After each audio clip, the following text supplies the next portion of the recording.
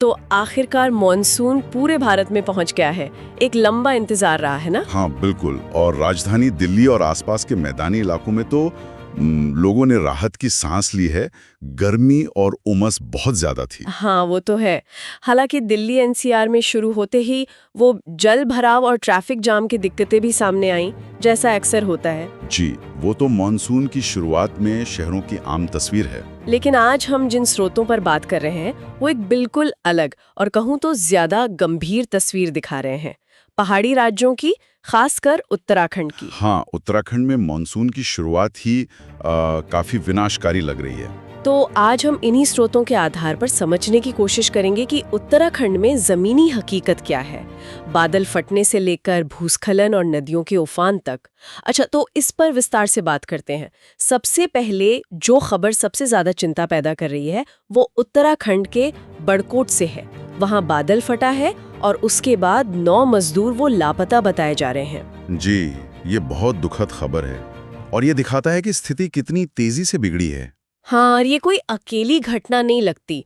स्रोत बता रहे हैं कि कई नदियां खतरे के निशान के पास हैं या पार कर गई हैं, पहाड़ दरक रहे हैं, रास्ते बंद हो रहे हैं। इसमें दिलचस्प बात यह है कि और स्रोत भी यही इशारा करते हैं कि मानसून का इतना तीव्र असर पहाड़ों पर क्यों होता है। हाँ, ये समझना जरूरी है। देखिए, ये सब घटनाएं ना आपस में जुड़ी हुई हैं।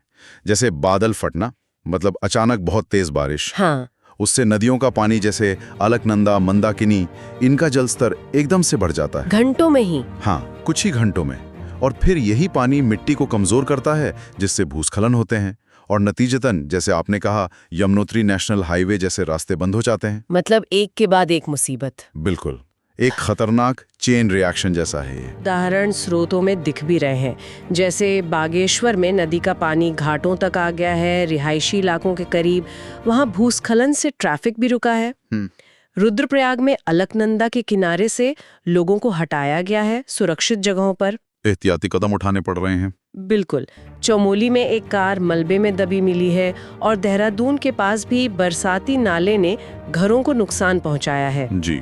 एक रिपोर्ट में तो अधिकारी ये भी कह रहे हैं कि पालीगाड़ के पास सड़क का हिस्सा बह गया और कुछ लोग लापता भी हैं। हाँ, ये पुष्टि हुई है। तो ये दिखाता है कि सिर्फ एक दो जगह नहीं, बल्कि असर काफी व्यापक है। बिल्कुल। अगर हम इसे बड़ी तस्वीर से जोड़कर देखें तो प्रशासन भी हरकत में आया है। कई जिलों में, खासकर कुमाऊं और गढ़वाल में, रेड अलर्ट जारी किया गया है। रेड अलर्ट मतलब स्थिति गंभीर मानी जा रही है। हाँ, ये बहुत भारी बारिश की चेतावनी है और इसी वजह से चारधाम यात्रा भी फिलहाल 24 घंटे के लिए रोक दी गई है। ये बड़ा कदम है। यात्रियों के लिए क्या सलाह है? सलाह यही है कि जो जहां हैं वहीं सुरक्षित रहें, मौसम साफ होने का इंतजार करें और आम लोगों से भी कहा गया है कि गैर जरूरी यात्रा ना करें, नदी नालों से दूर रहें। लेकिन क्या ये चेतावनी और सलाह दूर दराज तक पहुंच पा रही हैं? कुछ स्रोत इस पर सवाल भी उठा रहे हैं शायद। हाँ, ये एक व्यावहारिक चुनौती हमेशा रहती है, खासकर पहाड़ी इलाकों में।